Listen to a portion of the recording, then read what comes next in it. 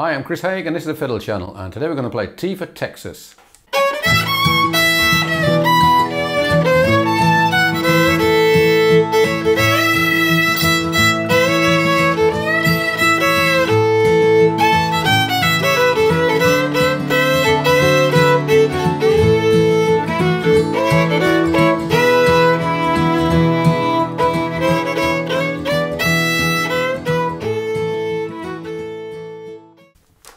T for Texas was a request for Jameson.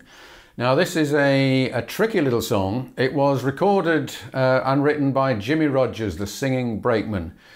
Recorded it in 1927.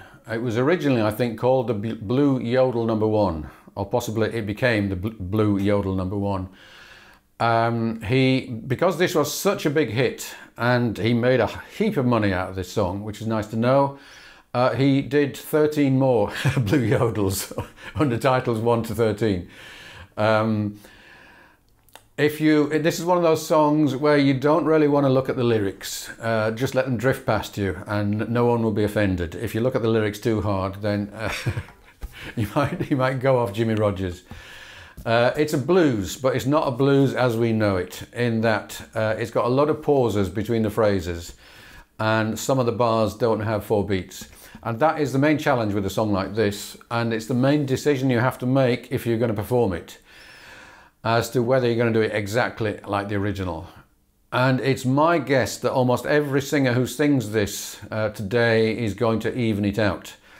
So what I'm going to give you is not the original arrangement, but a semi-evened out version. And in fact, this is the version I used on my Exploring Country and Bluegrass Fiddle book.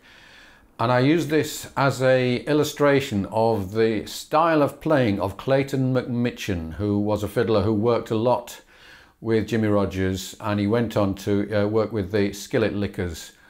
And he was one of the first fiddlers to do proper kind of country fiddling, in that he didn't just play the melody all the way through over and over again, which is what people before him had done. He kind of integrated the fiddle as both a lead instrument and a backing instrument at the same time. So we're going to do a bit of that. But first of all, I'm going to show you the intro, the kind of yodel bit. I'm going to show you the vocal melody. I'm going to show you how to do some fills, and we'll talk about how to do a solo. So the yodel at the beginning is a nice thing to do, even if the singer is going to do that, which he probably is going to want to, but this is how you play it.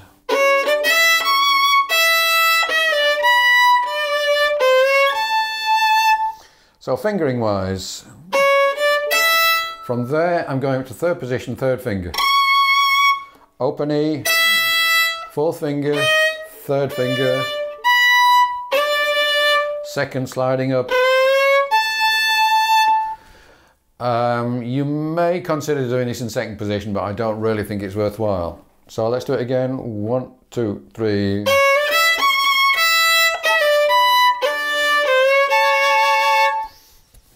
So that is the kind. It's well worth learning a yodel like that, because you can use that in a lot of different songs. Right, into the vocal melody.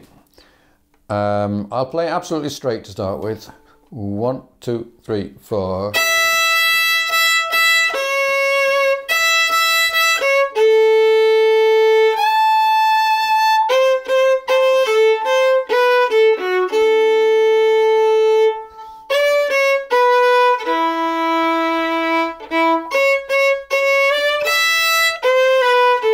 Right, I'll repeat it with drones.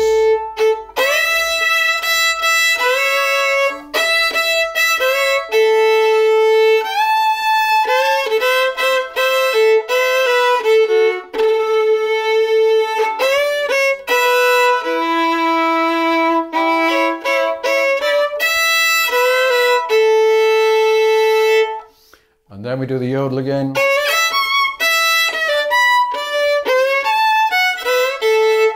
Little fill at the end. Right, what we're going to do this time is to play a line that goes along with the vocal line. Is simple but more of a harmony, and is kind of below it. And then we're going to jump in with fills and then back again. 1, 2, 3, 4.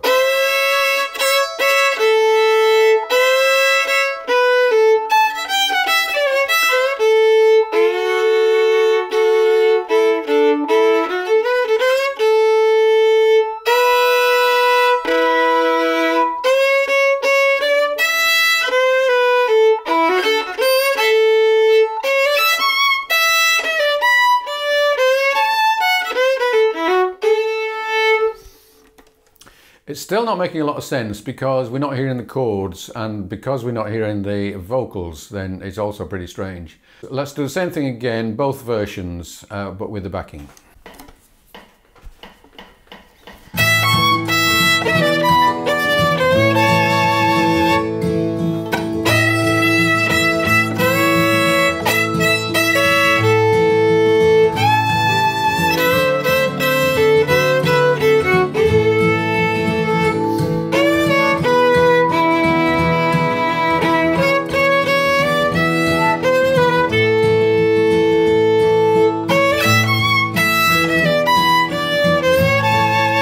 Second version.